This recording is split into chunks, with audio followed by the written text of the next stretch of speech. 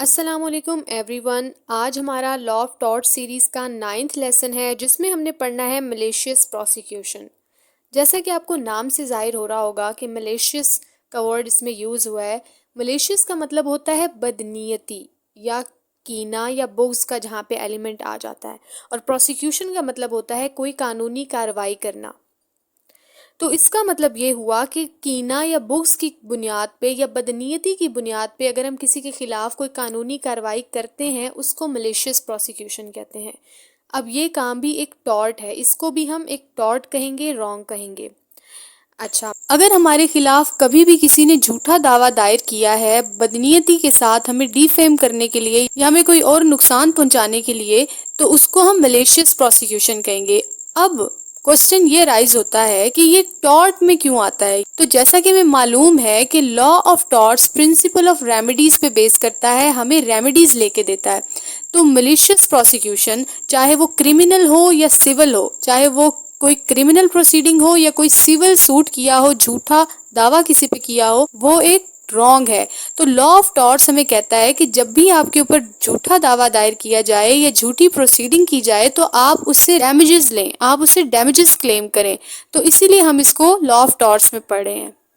अब हम इसकी डेफिनेशन देख लेते हैं। इसमें वो कहता है कि malicious prosecution is an unsuccessful prosecution of one person against an other person. अब अनसक्सेसफुल प्रोसिक्यूशन को हम समझ लेते हैं।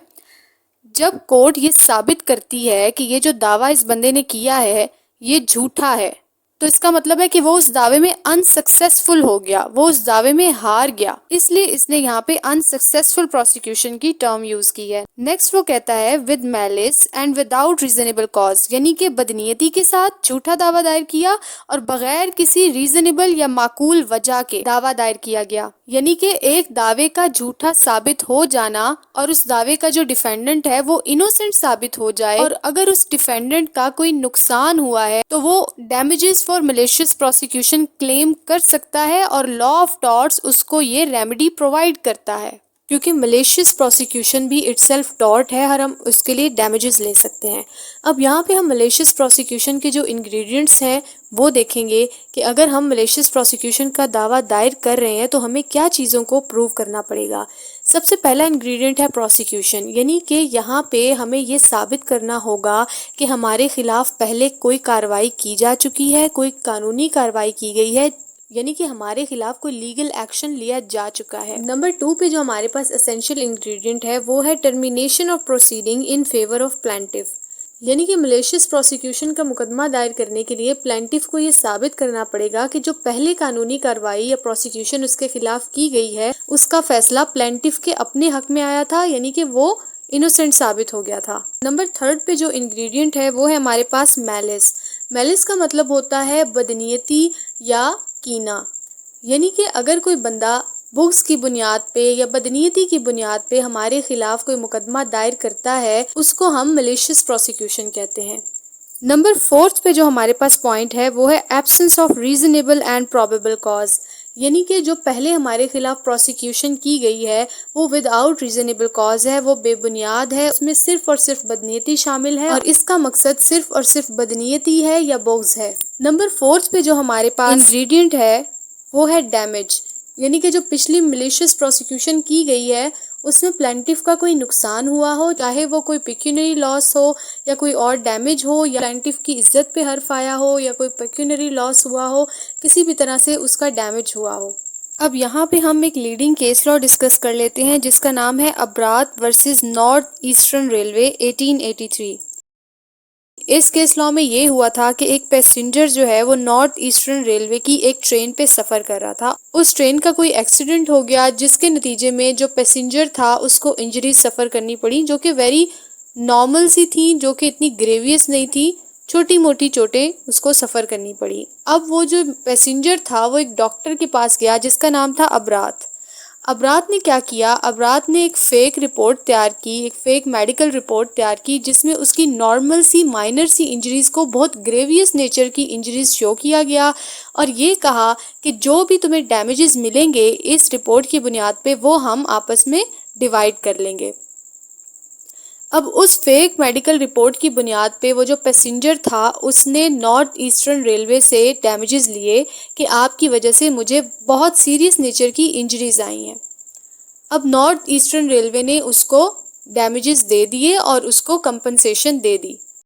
अब क्या हुआ कि नॉर्थ ईस्टर्न रेलवे को कुछ अरसे में पता चला कि ये जो डॉक्टर है उसने और पैसेंजर ने मिलकर कॉन्स्पिरेसी की है और डिफ्रॉड करने की कोशिश की है ज़्यादा डैमेजेस लेने के लिए। अब नॉर्थ ईस्टर्न रेलवे ने उस डॉक्टर के खिलाफ अपराध के खिलाफ दावा दायर कर दिया कि इस डॉक्टर ने हमें डिफ्रॉड करने की कोशिश की है और फेक मेडिकल रिपोर्ट तैयार की है।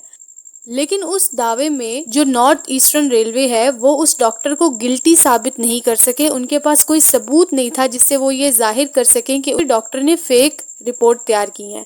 अब ये साबित ना करने की वजह से जो नॉर्थ ईस्टर्न रेलवे ने जो केस दायर किया था वो डिसमिस हो गया, यानी कि वो खारिज हो गया। अब क्या हुआ कि डॉक्टर को फिर से एक अच्छा मौका मिल गया जिसमें वो नॉर्थ ईस्टर्न रेलवे से दोबारा से डैमेजेस क्लेम कर सकता है। उसने क्या किया कि उसने नॉर्थ ईस्टर्न रेलवे के खिलाफ मैलिशियस प्रोसिक्यूशन का दावा दायर कर दिया कि नॉर्थ ईस्टर्न रेलवे ने उस डॉक्टर की रेपुटेशन को खराब करने की कोशिश की है और उस पर फेक मेडिकल रिपोर्ट बनाने की एलिगेशन लगाई है और डिफ्रॉड करने का इल्ज़ाम लगाया है। अब क्या हुआ कि नॉर्थ ईस्टर्न रेलवे ने, जो कि डिफेंडेंट है, उसने ये प्ली ली कि हमने अपने लॉ डिपार्टमेंट की एडवाइस पे ये दावा दायर किया था, हमारी इसमें कोई बदनीयती शामिल नहीं थी, हम डॉक्टर को डिफेम करना नहीं चाहते और हमारी कोई बदनीयती नहीं है। अब ये जो प्ली थी ये कोर्ट ने मान ली और कोर्ट ने एक्सेप्ट कर दिया कि ये रीजनेबल कॉज है कि डिपार्टमेंट ने आपको एडवाइस किया था। इस तरह से मैलिशियस प्रोसिक्यूशन के मुकदमे में जो डॉक्टर ने प्ली ली थी वो अदालत ने रिजेक्ट कर दी, ये कहते हुए कि ये मुकदमा विदाउट रीजनेबल कॉज नहीं है, इसमें रीजनेबल कॉज है कि लॉ डिपार्टमेंट ने उनको एडवाइस किया था और इसमें बदनीयती का एलिमेंट भी नहीं पाया जाता, इसलिए ये मैलिशियस प्रोसिक्यूशन का मुकदमा नहीं है। आज की स्टडी से हमें ये पता चला कि अगर कोई इंसान हमारे ऊपर झूठा मुकदमा बदनीयती से दायर कर देता है और उसके पास कोई रीजनेबल कॉज नहीं होती, कोई और वजह नहीं होती, सिर्फ और सिर्फ बदनीयती होती है ताकि वो हमारा कोई माली नुकसान कर सके या हमें बदनाम कर सके या हमें डिफेम कर सके और उस मुकदमे में हम इनोसेंट भी प्रूव हो जाएं और ये साबित हो जाए कि ये मुकदमा झूठा है, इस मुकदमे को हम मैलिशियस प्रोसिक्यूशन कहेंगे कि ये एक झूठा या बदनीयती पे मबनी एक मुकदमा किया गया है। हम उस झूठे मुकदमा करने वाले पे दोबारा से एक मुकदमा कर सकते हैं जिसका टाइटल होगा डैमेजेस फॉर मैलिशियस प्रोसिक्यूशन, यानी कि जो पिछला झूठा मुकदमा किया गया था उसमें हमारा नुकसान हुआ है और हमें उसके लिए डैमेजेस चाहिए। उम्मीद है आज का लेसन आपको समझ आया होगा। दोबारा मिलते हैं किसी और लेसन के साथ, तब तक के लिए अल्लाह हाफिज।